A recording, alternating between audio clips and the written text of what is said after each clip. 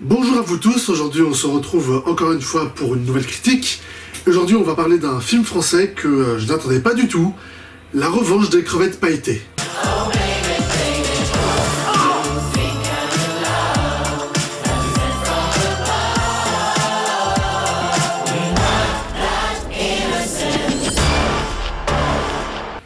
Voilà, donc La Revanche des crevettes pailletées, comme son titre l'indique un peu, c'est la suite d'un film français qui s'appelait donc aussi Les crevettes pailletées, qui a été sorti il y a 3 ans, en 2019, que j'avais vu, hein, j'en avais parlé, que j'avais bien aimé, que j'avais trouvé très sympa.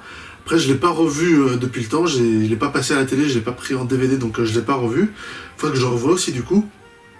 Donc quand il y a une suite qui a été annoncée, qui est au cinéma et tout, j'étais très surpris parce que je m'y attendais pas du tout, quoi, c'est parce que ce film-là en particulier est une suite, quoi, parce que le premier film avait bien marché, il avait dépassé les 500 000 entrées, donc après s'ils avaient d'autres idées, on comprend qu'ils ont envie d'en faire une suite, donc après moi je me suis dit, pourquoi pas, après tout, mais c'est très surprenant en fait, je m'attendais pas du tout à ce qu'un film comme ça ait une suite, mais bon, why not, donc j'y suis allé.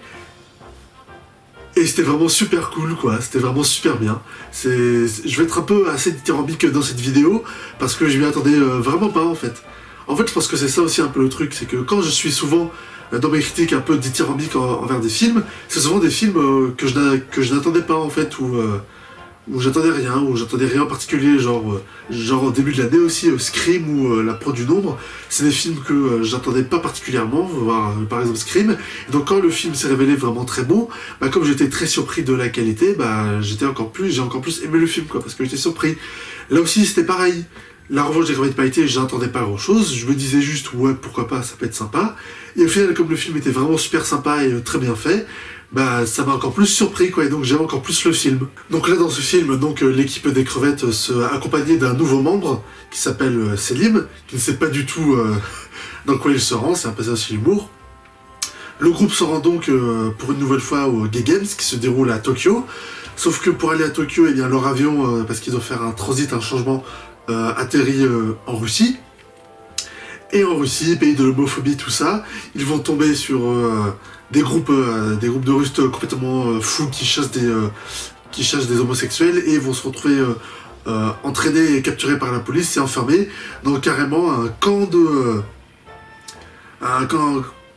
pratiquement un camp de concentration, un camp de redressement pour soigner, entre guillemets, les gays et les rendre normaux, entre guillemets. Et donc tout le film, ça va être justement les crevettes qui sont brigadées dans cette histoire et vont essayer de se sortir, avec aussi par-dessus toutes les histoires un peu dramatiques, mélodramatiques, les histoires de secrets et tout qu'il y a dans l'équipe. Le film est vachement cool et déjà je m'y attendais pas à ça, c'est toutes les différentes histoires qu'il y a dans le groupe justement entre les différentes crevettes qui sont un peu dramatiques et tout. Il y a un des membres qui est en couple avec un autre mec qui est super riche et il le cache.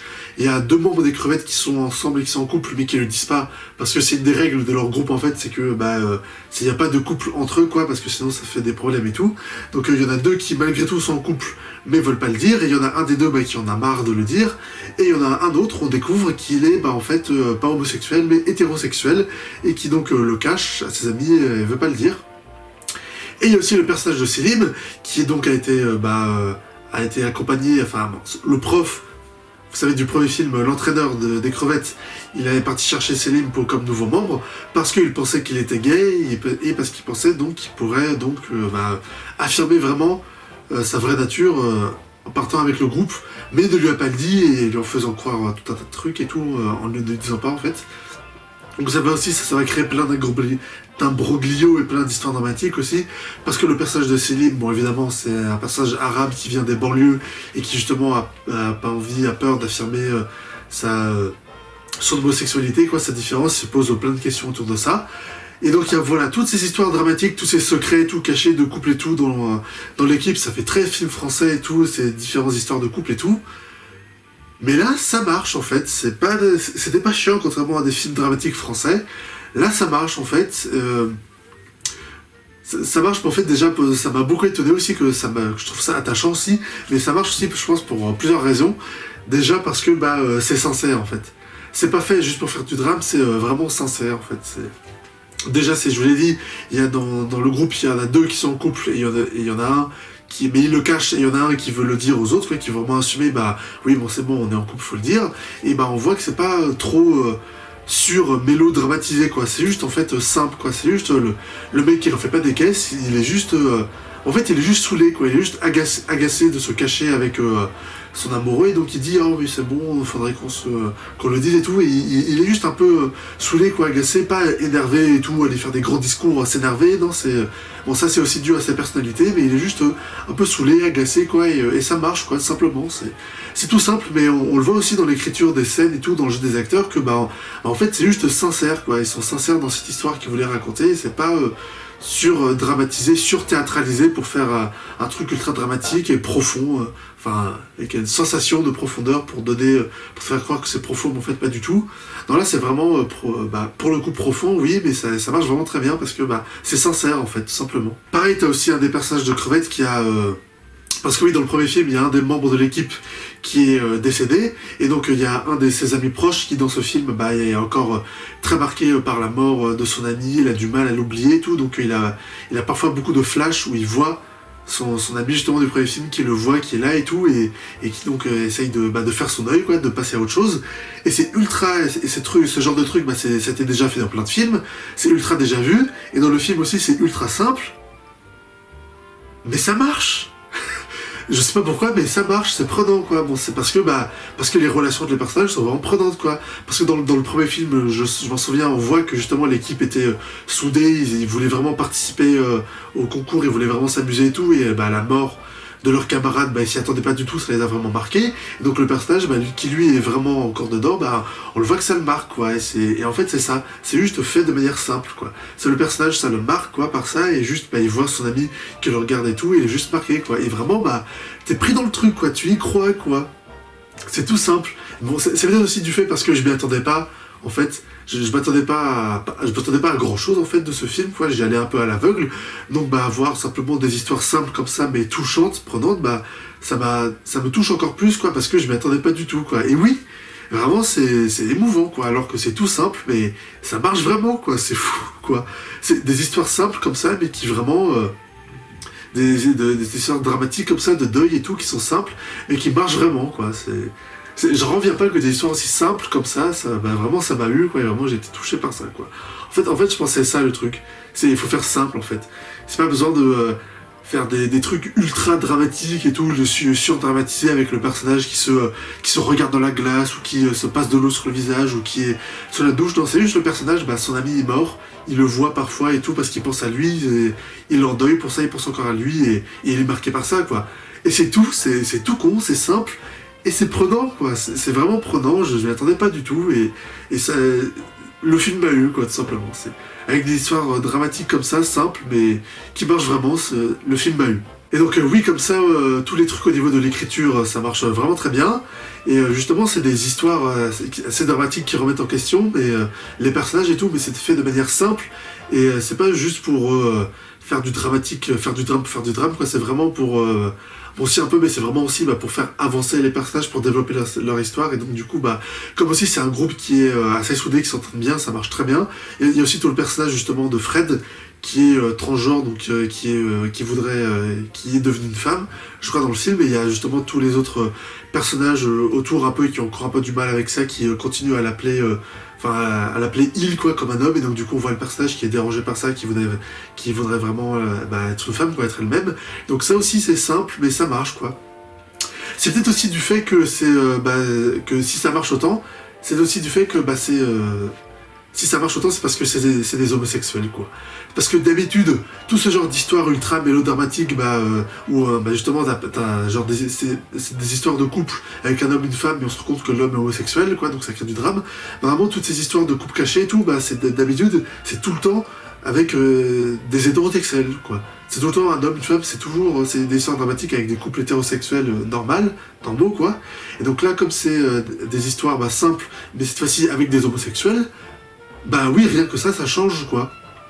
Parce que oui, que c'est le simple fait que ce soit des homosexuels, ça crée des histoires qui sont dramatiques, qui sont à la fois un peu pareilles, mais où c'est différent, quoi. Parce que là, c'est des homosexuels, c'est pas des hétérosexuels, quoi. Et vraiment, pour le coup, ça change, quoi.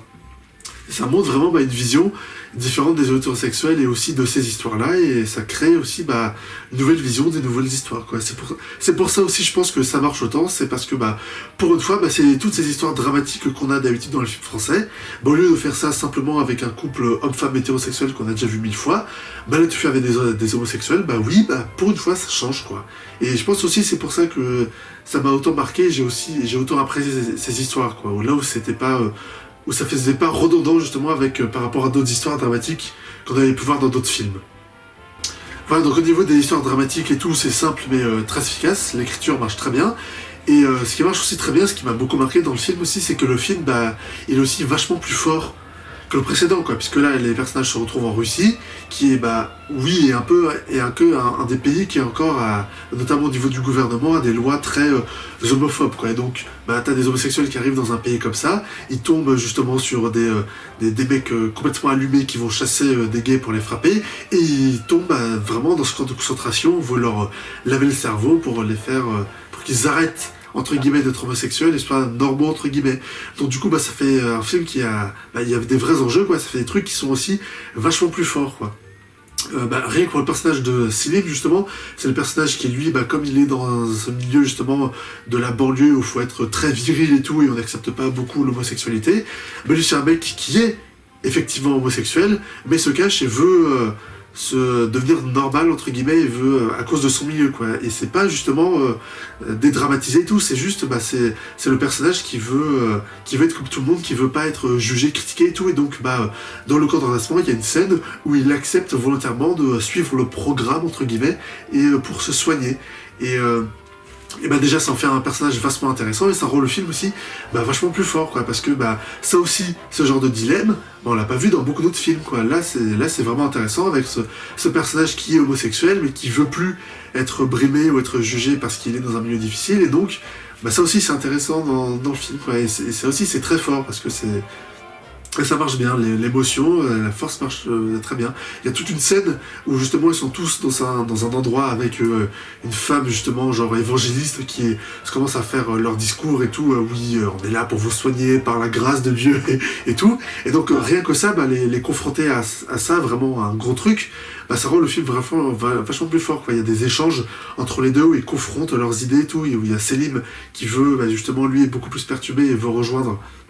Il veut être normal, entre guillemets, il veut plus être persécuté. Donc le film en ça aussi, au niveau de ses personnages, de son histoire, est vachement plus fort que le premier, donc c'est pour ça aussi qu'il est beaucoup plus prenant, et je l'ai beaucoup plus aimé, quoi. Et aussi parce que je m'attendais pas du tout à ça, quoi. Parce que dans la bande-annonce, on te montrait aussi qu'ils sont un peu capturés. Dans la bande-annonce, ils mettent plus... la bande-annonce est plus comique, quoi. Parce que oui, le film est une comédie, mais il y a aussi beaucoup de moments très dramatiques, et c'est justement ces moments dramatiques qui font que le film est beaucoup plus fort, et émotionnellement, et ça marche beaucoup, quoi. Alors que dans la bande-annonce, il reste essentiellement sur le côté comédie. Donc ça aussi, j'ai beaucoup aimé, je m'attendais pas du tout à ce que dans le film parte vraiment dans ça, et reste vraiment dans ça, mais pour le coup, ça marche vraiment très bien, et c'est vraiment super cool, quoi, ça marche vraiment très bien. Et pour terminer sur l'écriture, ça reste quand même une comédie, parce que la bande-annonce nous a pas menti. Et oui, le film est quand même bien drôle, en fait. C'est surtout beaucoup de blagues dites oralement, quoi. Genre, quand on voit dans la bande-annonce, quand il dit on est des crevettes, on est des insoumis, et il lui dit tu vas faire quoi, Mélenchon? Toutes les blagues, c'est beaucoup de blagues orales comme ça, orales, beaucoup de jeux de mots. Et oui, c'est vrai, ça marche bien. Le film est quand même assez drôle, ça marche très bien. Et justement, en parlant de l'humour et de l'écriture, il y a dans le film un setup payoff qui est magnifique, qui est excellent, quoi. Pendant tout le film, en fait, quand ils arrivent en Russie, ils parlent du fait qu'il y a un des anciens membres des crevettes qui est parti parce que maintenant il vit avec un autre homme. Il y a un ancien membre des crevettes qui ressemble trait pour trait à un député ou à un homme politique russe. Et donc au début c'est juste une blague un peu débile comme ça, et ça revient plusieurs fois, c'est un running gag, quoi. C'est genre, ah t'as vu, tu ressembles au mec politique russe, et ils disent, eh t'as vu le mec russe là-bas, c'est papa et tout, parce que oui ils ont des enfants. Donc c'est un running gag un peu débile, un peu amusant, quoi, mais un peu simple, qui marche bien, quoi, donc ça revient plusieurs fois. Mais en fait ce running gag, un peu débile, en fait c'est un setup pour un payoff qui arrive à la fin. Et je vous dis pas du tout comment ça revient à la fin, puisque pour que vous ayez la surprise. Mais du coup, tu t'y attends pas du tout, quoi, puisque c'est au tout début, quand tu vois ça, tu te dis, ouais, c'est juste un gag un peu amusant, quoi, c'est rigolo. Mais sauf qu'en fait, c'était un setup pour un payoff sans que tu t'en rendes compte, quoi. Et justement, ce running gag, ben justement, ça revient plusieurs fois, donc on te le remet plusieurs fois sous le nez. Eh oui, t'as vu, il y a deux personnages dans le film qui se ressemblent. Mais comme c'est une blague un peu débile, bah tu prêtes pas attention, quoi, c'est juste un running gag. Sauf que quand ça arrive à la fin, quand il y a le truc, tu te dis, quand il y a le payoff, justement, bah c'est... Tu te dis, mais oui, en fait, en fait, depuis le début, ce truc, c'était vraiment un setup pour le payoff à la fin, et tu t'en rendais pas du tout compte, en fait, et ça, pour le coup, c'était génial. J'ai vu le setup, j'ai vu le payoff, justement, quand je me suis rendu compte que c'était un setup dans le film, j'ai fait... Ah ben oui, mais vraiment, magnifique, c'est du génie, quoi. Enfin, du génie, c'est juste, le scénario est juste très bien construit et très bien fait, mais... Quand il y a des trucs, quand il y a des setup payoff comme ça, satisfaisants, bien faits, tu peux pas t'empêcher au cinéma de dire mais oui, mais bravo, c'était magnifique, c'était magnifique. Sinon, au niveau de la mise en scène et des décors aussi, ils mettent vraiment le paquet, quoi, parce que je sais pas s'ils ont eu plus de budget, puisque le premier film, je vous l'ai dit, il a dépassé, il a fait 500 000 entrées, il a bien marché, donc je sais pas s'ils ont eu plus de budget, donc ils ont pu faire plus de trucs, ou que le film, en fait, comme il est distribué par Universal, ils ont eu un peu de sous des Américains pour faire plus de trucs. Pardon.